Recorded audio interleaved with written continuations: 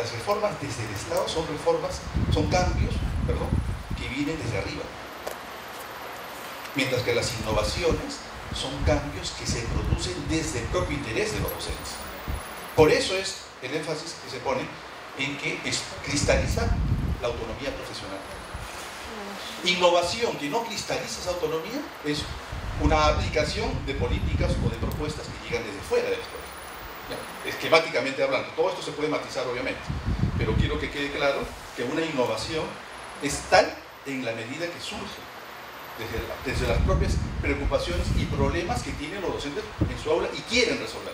3 niveles de innovación que favorecen la práctica del TICS que hemos encontrado y que la teoría también lo decía, pero que esto ha sido encontrado también en la sistematización. Un primer nivel, el nivel del cambio en la didáctica, la innovación en la didáctica, las maneras de enseñar, que van desde usar un PowerPoint para explicar algo a través de imágenes, que puede ser el uso del video para animar una reunión, etc. Hay un segundo nivel, un paso superior, que es la innovación del currículum. Es decir, si tenemos los aprendizajes fundamentales, entonces a mí me interesa trabajar el aprendizaje que tiene que ver con la autonomía, utilizo las TICs para diversificar las experiencias de aprendizaje de los muchachos. Y un tercer nivel, por ahora,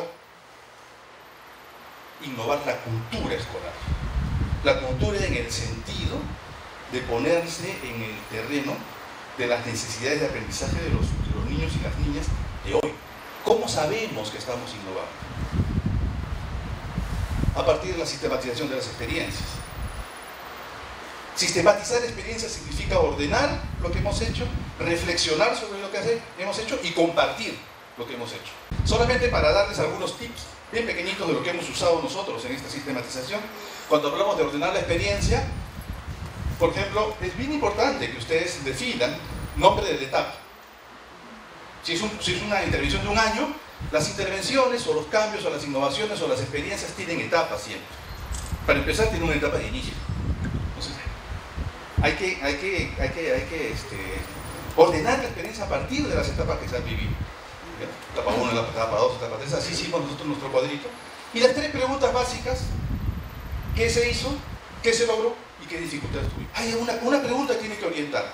Acá les pongo 3 como metapreguntas, inquietudes generales. Pueden responder las 3, pueden agarrar una, pero son las fundamentales que nos permitió a nosotros construir el objeto de la sistematización. Una primera, ya le dije hace un ratito, indagar sobre lo rico que es la experiencia. ¿Dónde está? Esa es una buena entrada. ¿Saben por qué? Porque nosotros como profesores estamos acostumbrados a mirar siempre lo que no funciona. Yo lo digo como un defecto profesional que tenemos. Somos hipercríticos a veces. Entonces es acercarse a la experiencia con ojos positivos. Siempre hay algo bueno que se ha hecho.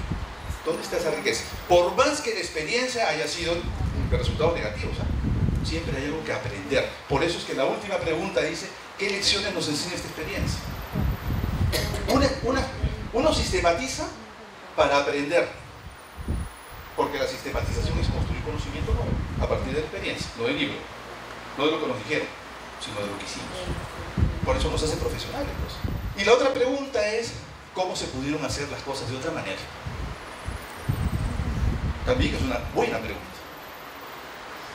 Las mejores preguntas de sistematización son aquellas que dicen: ¿y qué pasaría si esta experiencia no se hubiera hecho? Por ejemplo, nosotros hicimos una pregunta muy general, luego esto se derivó en preguntas pequeñas. ¿Cuáles han sido los aportes que ha generado la intervención de Aulas Fundación Telefónica para mejorar las prácticas escolares en uso de las TICs? Es una pregunta general que luego se desagregó en 3, 4, 5 preguntas específicas, ¿ya? Pero acá lo que queríamos poner por delante eran las mejoras que había producido la intervención. 5 componentes que ustedes deberían utilizar para sistematizar sus experiencias. 5 componentes fundamentales. Tener bien claro el enfoque de la sistematización. Construir un marco de referencia.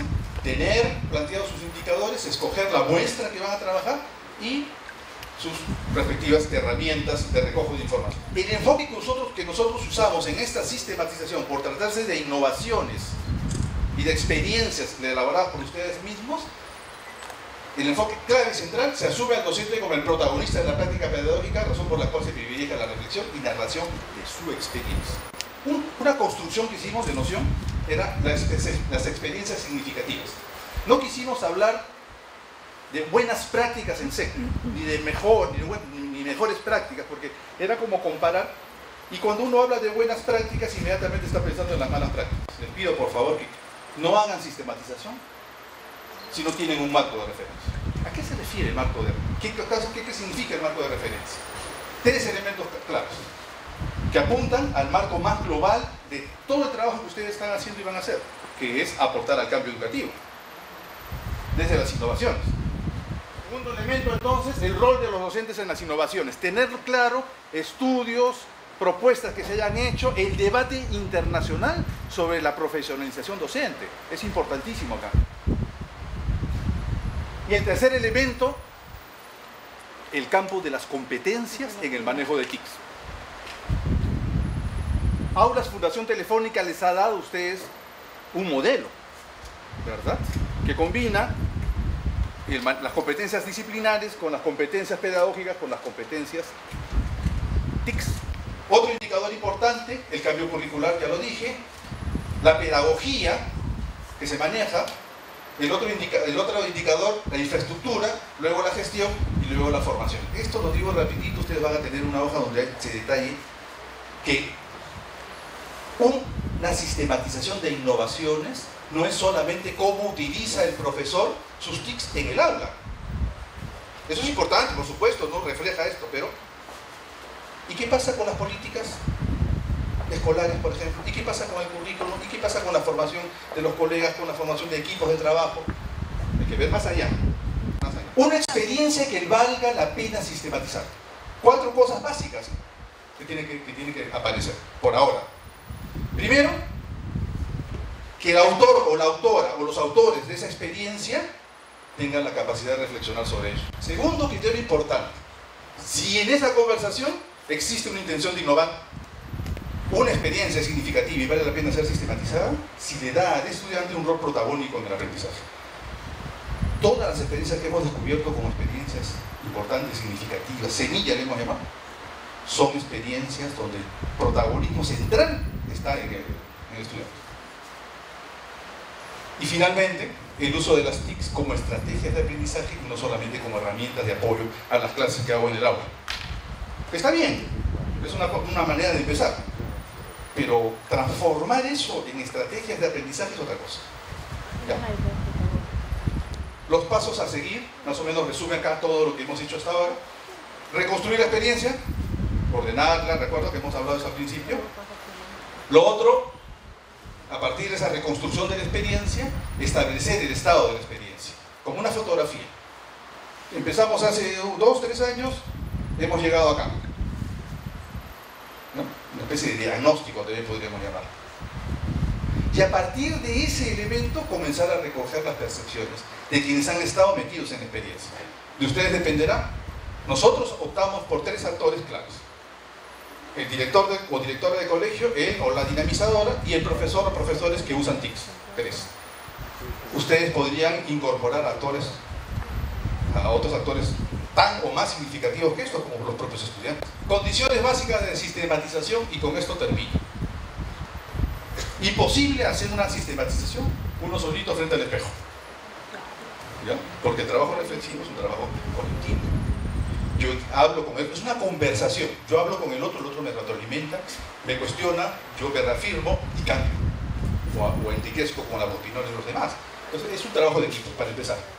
Segunda condición, debe formar parte de un proyecto de innovación de la escuela.